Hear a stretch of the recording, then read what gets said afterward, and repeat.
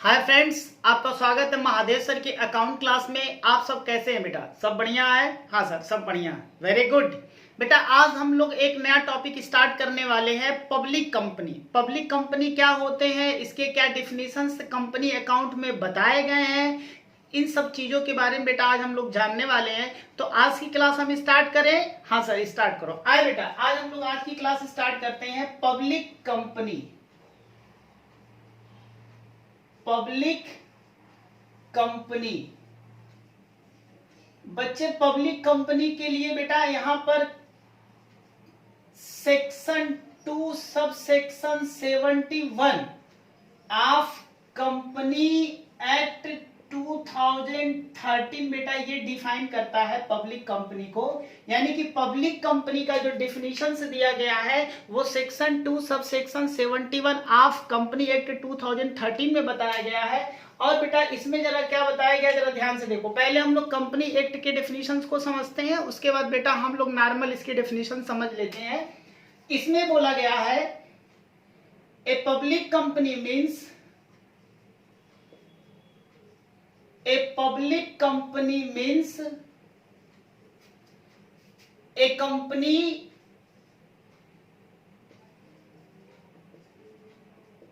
which is not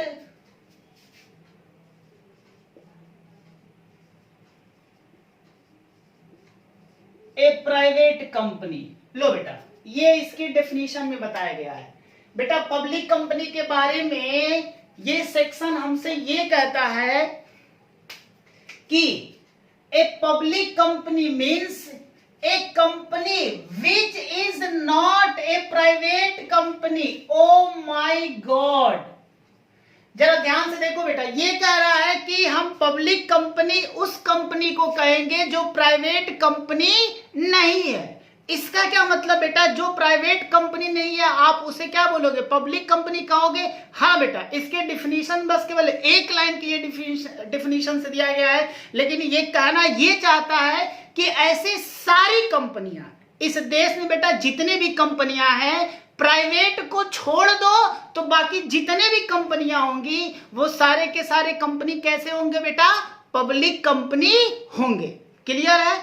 अब ये बोला गया है कि प्राइवेट कंपनी को छोड़ करके, तो बेटा प्राइवेट कंपनी क्या होता है, जब हम प्राइवेट कंपनी को जानेंगे तो उसको छोड़ देंगे और बाकी के सारे कंपनी किस में आ जाएंगे, पब्लिक कंपनी में आ जाएंगे। तो प्राइवेट कंपनी के बारे में हमने पिछले क्लास में बेटा देखा था, section 2 sub section 68 private company को डिफाइन करता है। वहां बेटा हम लोगों ने पिछले क्लास में देख लिया था। तो पब्लिक कंपनी को समझने के लिए प्राइवेट कंपनी को भी हमें समझना पड़ेगा बेटा, क्योंकि इनका जो सेक्शन है ये तो सीधे सीधे कह दिए कि जो प्राइवेट कंपनी नहीं है वो पब्लिक है।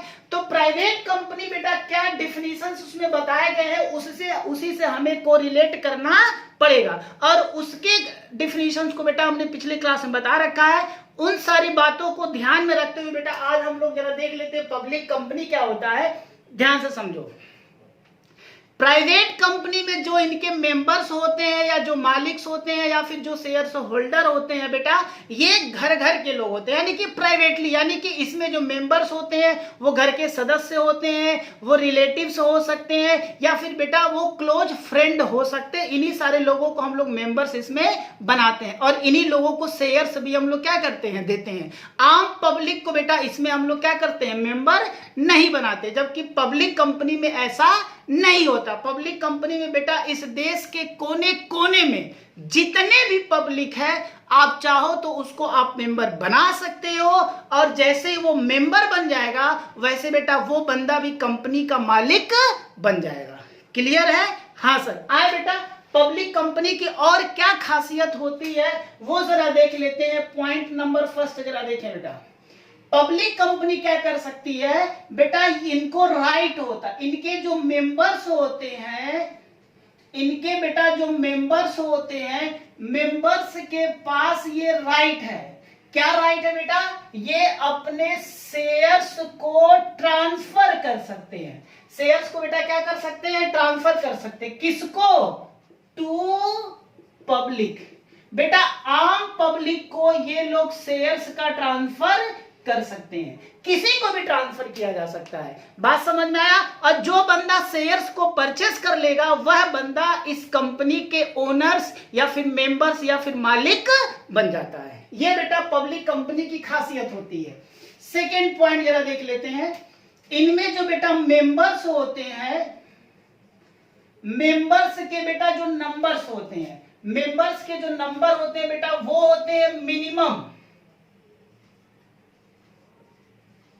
मिनिमम नंबर्स बेटा कितने होते हैं? 7 होते हैं। और जो मैक्सिमम लिमिट होती है, मैक्सिमम कितने होते हैं बेटा? अनलिमिटेड होते हैं। अनलिमिटेड से क्या मतलब है? यानी कि कम से कम 7 लोग मिलकर के पब्लिक कंपनी को चला सकते हैं। आप चाहो तो 7 लोगों से ज्यादा, और ज्यादा मैंने कितने? 8, 10, 100, 10,000, 20,000, 50,000, 1 लाख, 10 लाख। बेटा मैक्सिमम के लिए कोई लिमिट नहीं है। आप जितने लोगों को चाहो उतने लोगों को पब्लिक कंपनी में मेंबर्स बना सकते हो और इनसे क्या कर सकते हो? अपने कंपनी को चला सकते हो। क्लियर है? हाँ सर, ये क्लियर है। तीसरा पॉइंट देखते हैं बेटा, पब्लिक कंपनी की और क्या खासियत होती है। इनके जो बेटा डायरेक्टर्स होते हैं, इनके जो डायरेक्टर्स होते हैं, जो डायरेक्टर का जो नंबर्स है बेटा वो मिनिमम कितने होते हैं बेटा? 3। यानी कि एक पब्लिक कंपनी में कम से कम 3 डायरेक्टर का होना क्या है? जरूरी है। इसके बाद बेटा अगला पॉइंट हम लोग पब्लिक कंपनी के बारे में देख लेते हैं। तो ये पब्लिक कंपनी क्या कर सकती है?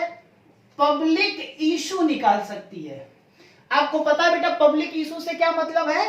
पब्लिक इशू का मीन्स बेटा ये निकल के आता है कि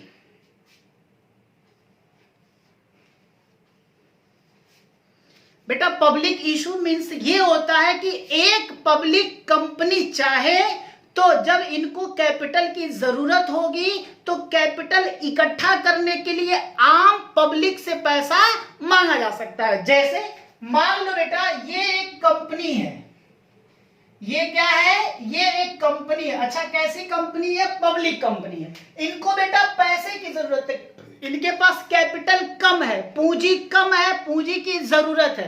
तो आपको पता है इसको पूंजी कहां से मिलता है? ये बेटा ये कंपनी क्या करती है? आम पब्लिक के बीच में जाती है। ये क्या करती है? कंपनी पब्लिक के बीच में जाती है। ये कंपनियां कहां जाएगी बेटा? ये पब्लिक के बीच में जाएंगी।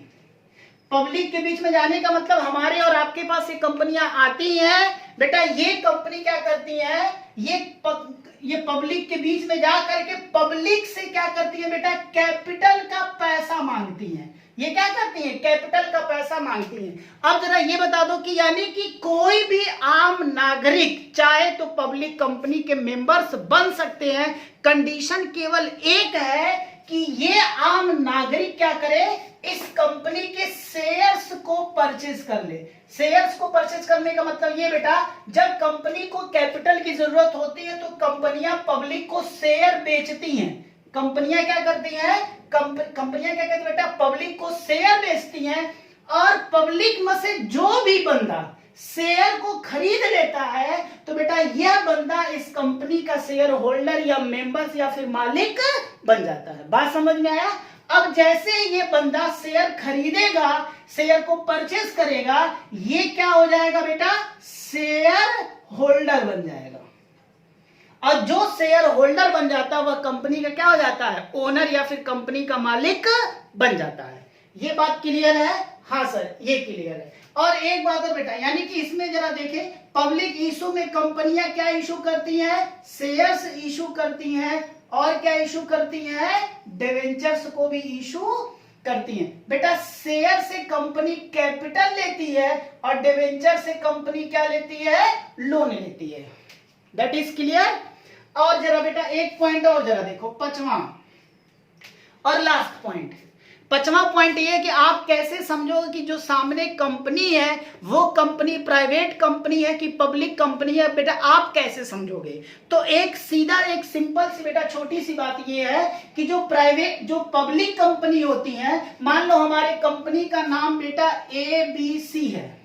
कंपनी का क्या नाम रखा हमने? ABC। तो पब्लिक कंपनी के नाम के आगे एक शब्द लगाते हैं जिसको हम लोग बेटा बोलते हैं लिमिटेड। क्या बोलेंगे? लिमिटेड। और इसको शॉर्टकट में बेटा एलटीडी यूज करते हैं। यानी कि पब्लिक कंपनी की खासियत ये होती है कि ये कंपनियां अपने नाम के आगे लिमिटेड शब्द लगाती है। जैसे हमने बेटा मान लो कि हमने एक कंपनी हमने बनाया, कंपनी का नाम रखा हमने पी, तो हमारे पूरा का पूरा कंपनी का क्या नाम रहेगा?